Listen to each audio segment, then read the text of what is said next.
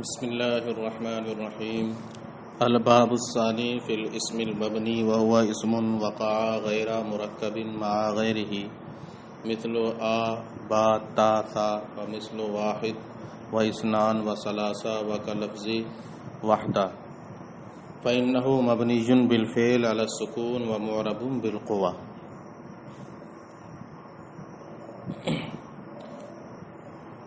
آج کے سبق میں دوسرا باب شروع کرتے ہیں۔ پہلے باب میں آپ نے اسم معرب کی پوری تفصیل پڑھ لی۔ دوسرے باب میں اسم مبنی کے بارے میں بتاتے ہیں اور اس کی تعریف کرتے ہیں۔ اسم مبنی کے بارے میں کہتے ہیں کہ اسم مبنی تین طریقے سے ہو سکتا ہے۔ کوئی بھی اسم مبنی تین طریقے سے۔ پہلا، وہ اسم جو اپنے غیر کے ساتھ مرکب نہ ہو، جیسے الف با تا سا، یہ سب کے سب حروف کیا ہیں؟ مبنی، اور اپنے عامل کے ساتھ مرکب نہیں۔ تو اس میں مبنی وہ ہوا جو اپنے غیر کے ساتھ مرکب نہ ہو، جیسے الف با تا سا، واحد، اثنان، ثلاثہ، اربع۔ جب تک یہ مرکب نہیں ہے غیر کے ساتھ، تنہا ہے، واحد اثنان ہی بولا جائے گا، ان کا کوئی اعراب نہیں ہوگا۔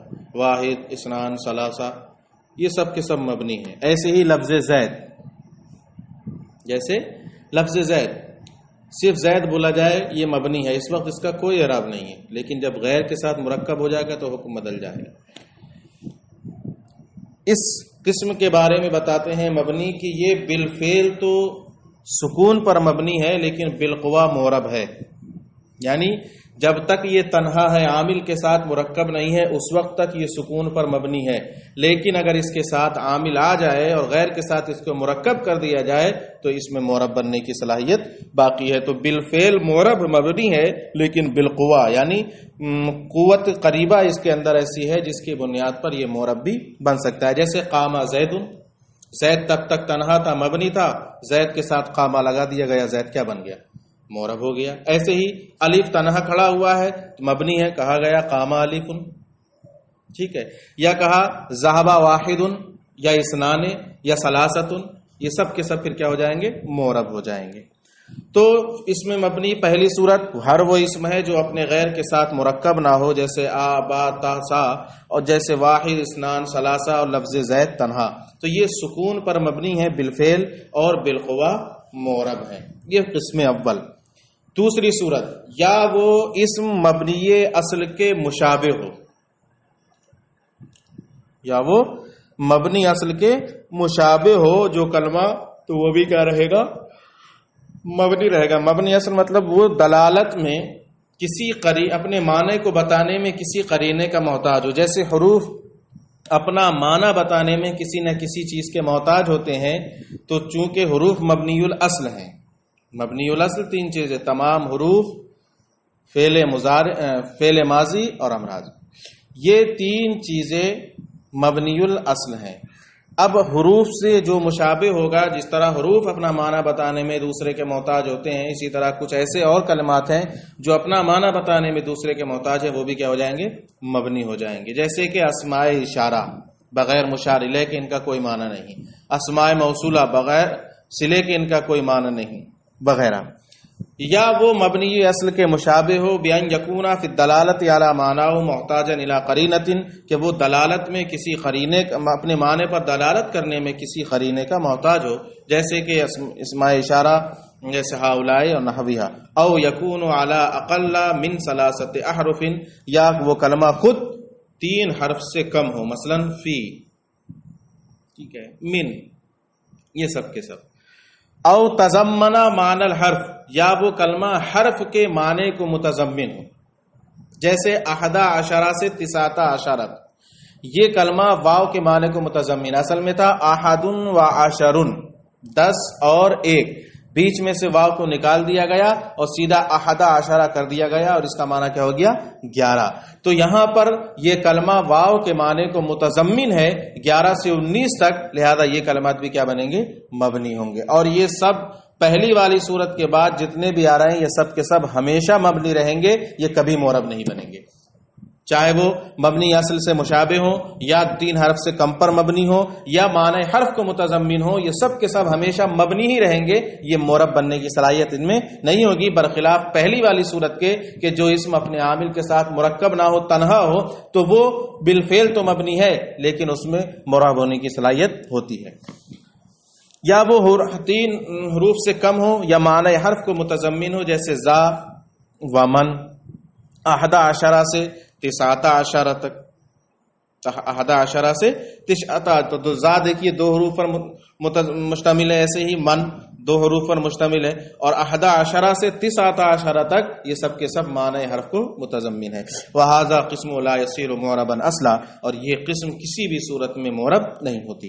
وَحُكْمُهُ أَلَّا يَخْتَلِفَ آخِرُهُ بِاخْتِلَافِ الْعَوَامِلِ، عامل کا حکم یہ معرب مبنی کا حکم یہ ہے کہ اس کا آخر عامل کے اختلاف سے مختلف نہ ہو، وہ اپنی حالت پر برقرار رہے۔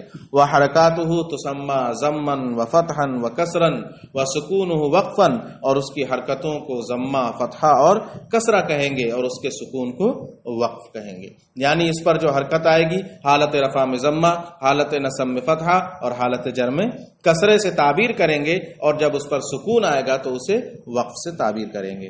وَهُوَ عَلَى 8 انواع، اب اس کی 8 قسمیں،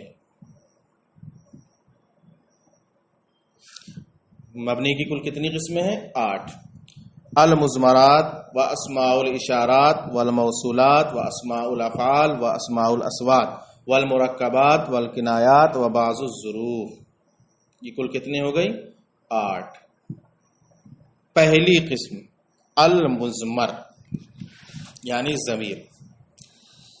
ضمیر کے بارے میں آپ یہ جانتے ہیں کہ ضمیر جو بولی جاتی ہے وہ 3 چیزوں میں سے کسی ایک چیز پر دلالت کرتی ہے۔ ضمیر بولی گئی یا تو وہ کسی غائب پر دلالت کرے گی، ٹھیک ہے، یا مخاطب پر دلالت کرے گی یا متکلم پر دلالت کرے گی۔ ضمیر 3 طرح کے معنی پر دلالت کرے گی، غائب پر، حاضر پر یا متکلم پر، اور وہ بھی ایسے غائب پر جس کا ذکر پیچھے ہو چکا ہو۔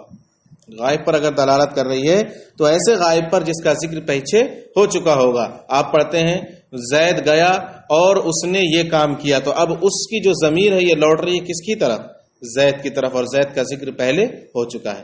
اب ذکر چاہے لفظاً ہو یا معنن ہو یا حکمن ہو، ذکر چاہے لفظاً ہو یا معنن ہو یا حکمن ہو۔ لفظاً کی مثال دے دی، حکمن اور معنن کی مثال بھی آپ کے سامنے انشاءاللہ آ جائے گی۔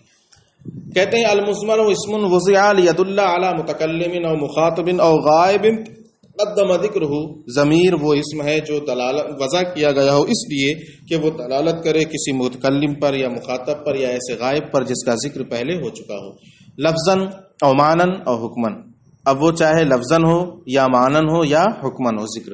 وَهُوَ عَلَى قِسْمَيْن، ضمیر کی 2 قسمیں ہیں، ضمیر متصل، ضمیر منفصل۔ آپ نے قواعد النحو اور دراست النحو میں پڑھی ہوں گی 60 ضمیریں، 12 مرفوع متصل، 12 مرفوع منفصل، پھر 12 مجزوم متصل، پھر 12 منصوب منفصل، پھر 12 مجرور متصل۔ یہ کل کتنی ہو گئی تھی؟ 12 پنجے 60، یہ وہی ہیں۔ تو اس کو کہتے ہیں کہ 2 قسمیں ہیں، یا تو ضمیر متصل ہوگی یعنی تنہا استعمال ہی نہیں ہوگی بلکہ کسی صیغے کے ساتھ لگ کے استعمال ہوگی، یا ضمیر منفصل ہوگی یعنی تنہا بھی اس کا استعمال جائز ہوگا۔ اب ملاتے چلو۔ وَهُوَ عَلَى قِسْمَيْن، اس کی 2 قسمیں ہیں، متصل، ضمیر متصل، وَهُوَ مَا لَا يُسْتَعْمَلُ وَحْدَهُ، ضمیر متصل وہ ہے جو تنہا استعمال نہ کی جائے۔ اب ضمیر متصل یا تو مرفوع ہوگی، جیسے ضربتو سے ضربنا تک، یا اس کو مجہول کہہ لو ضربتو سے ضربنا تک، یہ ہو گئی۔ او منصوب، یا منصوب ہوگی متصل، یہاں ترتیب دوسرے طریقے سے ہے، آپ نے دراست النحو میں ترتیب دوسرے طریقے سے پڑھی تھی، وہاں پڑھی تھی پہلے مرفوع متصل، پھر مرفوع منفصل، پھر منصوب متصل، پھر منصوب منفصل، پھر مجرور متصل۔ یہاں قسم کے اعتبار سے پہلی ساری متصل کو بیان کر رہے ہیں، اس کے بعد منفصل کو بیان کر دیں گے۔ تو یہ مرفوع متصل جیسے ضربتو یا ضربتو سے ضربنا یا ضربنا تک، اور منصوب جیسے ضربنی سے ضربہن تک، یا اننی سے انہن تک۔ اننی میں ضمیر منصوب متصل ہے، ان حرف مشبہ بالفعل ہے، اور اس کا اسم کیا ہوتا ہے؟ منصوب ہوتا ہے، تو یہاں پر جو نون وقایا اور یا ضمیر ہے یہ کیا رہے گی؟ منصوب، اور منصوب کون سی ہے؟ متصل، منفصل نہیں۔ اننی سے انہن تک، او مجرور یا مجرور متصل ہوگی، مجرور یا مجرور متصل جیسے غلامی اور لی سے غلامہن اور لہن تک، بالکل ٹھیک ہے۔ ومنفصل، اور دوسری قسم کیا ہے؟ ضمیر منفصل، وہوا ما یستعمل وحدہ، اور ضمیر منفصل جو ہے جو تنہا بھی استعمال کی جائے۔ اب ضمیر منفصل بھی اب یا تو وہ مرفوع ہوگی جیسے انا سے ہن تک، انا سے ہن تک، انا نحنو انتا انتم انتے انتما انتن پڑھا تھا نا وہی پوری، یا منصوب منفصل ہوگی جیسے ایایا سے ایاہن تک۔ فذالک ستون ضمیرن، تو اب یہ کل کتنی ضمیر ہو گئیں؟ 60 ضمیریں ہو گئیں۔ اس کو آپ اگر تفصیل دیکھنا چاہتے ہیں تو دراست الصرف میں اسی ترتیب کے ساتھ پوری دیکھ سکتے ہیں۔ 12 مرفوع متصل، 12 مرفوع منفصل، 12 منصوب متصل، 12 منصوب منفصل، 12 مجرور متصل، 12 پنجے 60۔ یہ وہی 60 ضمیریں ہیں جن کو یہاں اختصار کے ساتھ اور دوسرے طریقے سے بیان کر دیا گیا ہے۔ وہاں طریقہ الگ تھا، یہاں طریقہ الگ کیا گیا ہے، بس یہی فرق ہے، ورنہ ضمیریں جو وہاں تھی وہی یہاں پر بھی ذکر کی گئی۔ اس کو محفوظ